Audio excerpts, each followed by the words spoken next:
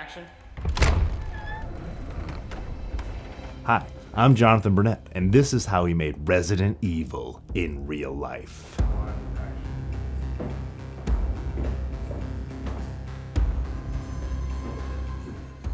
We've been fans of Resident Evil for a very long time. In fact, a lot of references have snuck into our earlier work. This is actually not the first time Matthews played a character named Kennedy. Kennedy!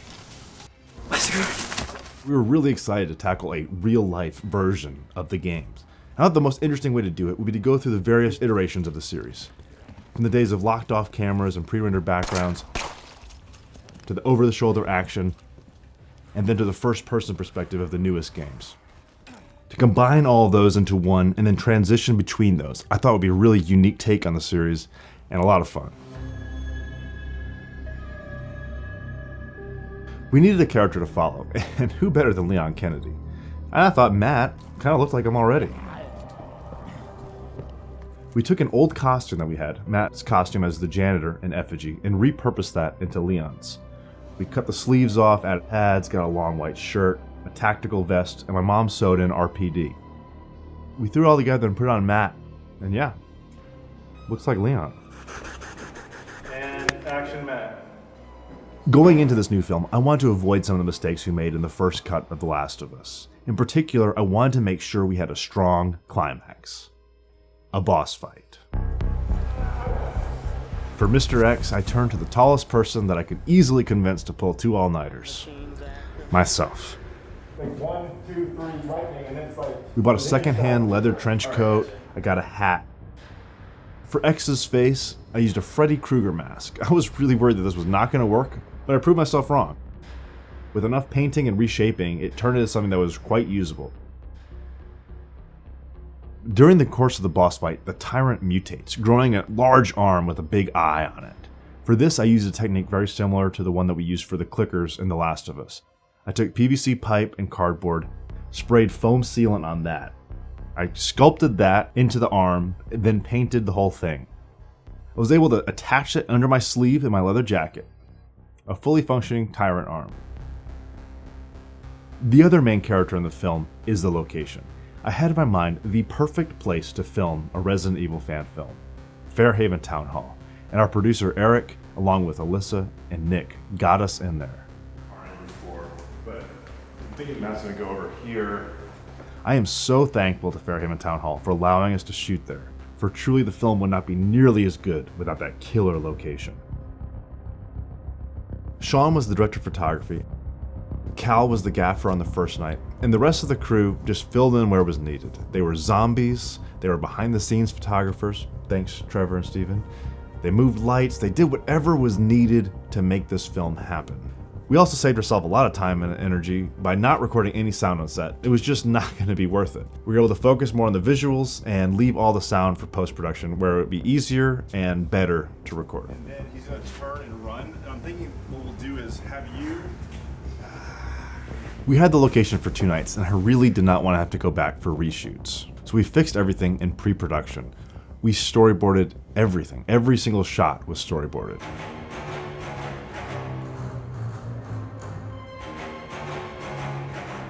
And this was because we didn't have any coverage. There was no safety nets, there was no alternate angles for things.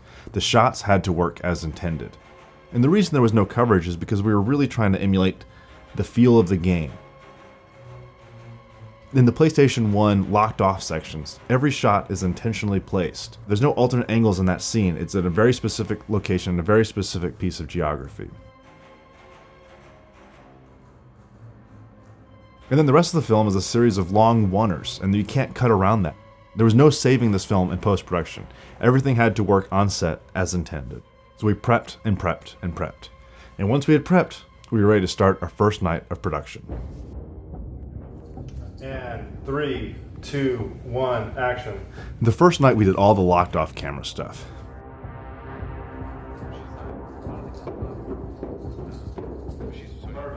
The fight in the basement hallway turned out to be one of the most challenging scenes in the entire film to get right because the beats were so specific. Action. And Nick. The movements between Matt and the zombies at times felt unnatural for the actors because they were. It was supposed to emulate the game. It translated well, but it was really difficult to get all those moving pieces to work right. That was looking so good. Matt had to take a few steps back so the camera angle would change. Had to take a few steps forward so the camera angle would change again. So it all made sense in the logic of the video game. And then looking back at the footage after night 1, I realized we had to go back and shoot it again. So we started day 2 by reshooting one shot in that scene. And back up, forward, back. And then after that reshoot, I had to pick up an additional shot on a green screen to really tie it together and make the scene as good as it could be. But in the end, I'm glad we did all those things because I think the scene turned out really well, and I feel like it really captures the spirit of the original games. The gun comes out like that. We then shot the scene in the dark hallway where Leon is pursued by X. It's a pretty simple scene, but it was made a lot more complicated because of how narrow that hallway was. This scene leads to the transition between third person and first person. And this was an intricate dance. You're gonna hear me say intricate dance a lot, so I apologize in advance. Anyway, I'm behind camera. I shut the door. I take the flashlight from Matt and hand him the jewelry box. The camera goes over Matt's shoulder. He opens up the jewelry box to reveal the keys. He drops his hand from frame. Now, it's important to note that we decided to do all the hands in the first person shots in post. We were going to film hands on a green screen.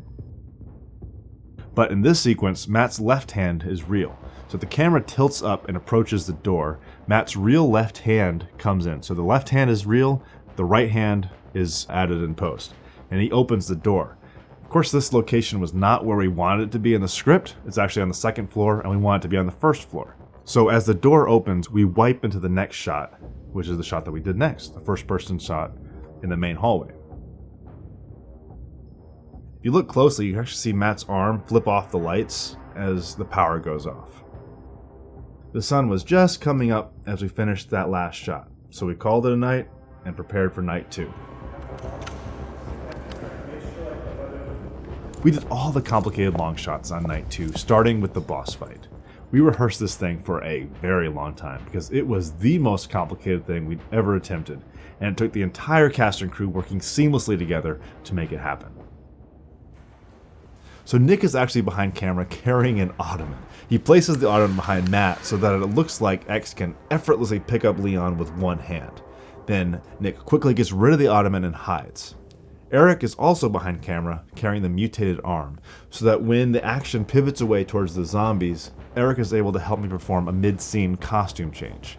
He then also quickly hides, so that when the camera whips back, you have a fully mutated Mr. X. Now by the time we started rolling, we had this thing down. We only did 6 takes, which is far fewer than I was expecting. And it was all because of the time that we spent in rehearsal. And then we moved on to the next complicated shot, the long take in the main hall. Now this scene also serves as a transition between the locked off camera and the third person camera, which was done very easily. Sean was up on a chair with the camera over his head, he steps down, and we transition into third person.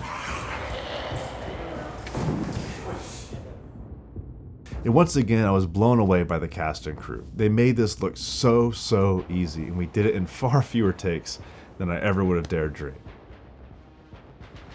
We finished the day with the final 2 shots of the film, the scenes with Leon and the typewriter. After those scenes were successfully saved to our memory cards, we called it a wrap on Resident Evil. The editing of Resident Evil was actually very easy. Because there was no covers, there wasn't a lot of options and things to change in the edit. But luckily, because of all the prep work, there wasn't much that needed changing. What there was a lot of was visual effects that needed doing. Fairhaven was so kind to allow us to film in their beautiful town hall, and we did not want to repay them by bloodying the whole thing up. So all of the blood was added digitally. We used assets from Action VFX to really paint a gory mess all over the place. Then rotoscope Matt and the zombies on top of the blood to really tie it all together. The biggest post hurdle was the first person sequence. Now we filmed Matt's hands on a green screen.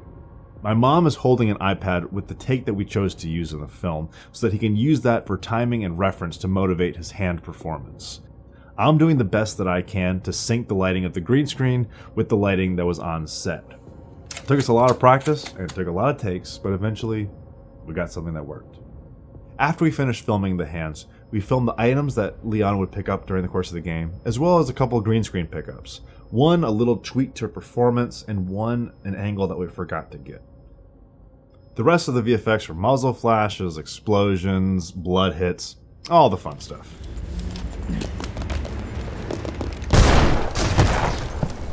Sound makes the film, and each layer of sound adds so much to make it all gel together. The most complicated scene, auditorially speaking, is the oneer in the main hall. You have Matt's Foley.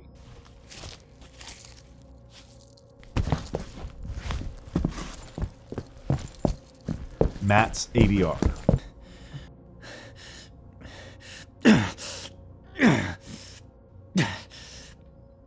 Zombie Foley.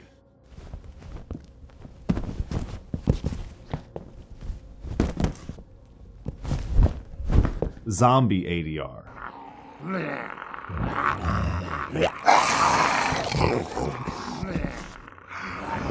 Sound effects.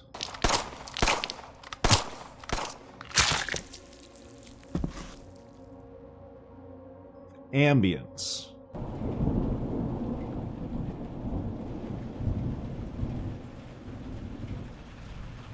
And music.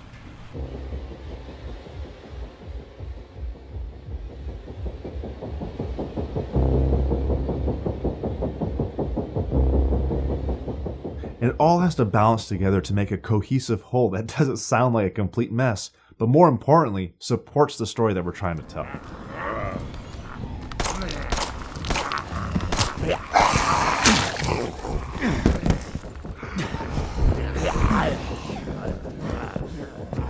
Resident Evil in real life was a ton of hard work from a lot of very, very talented people.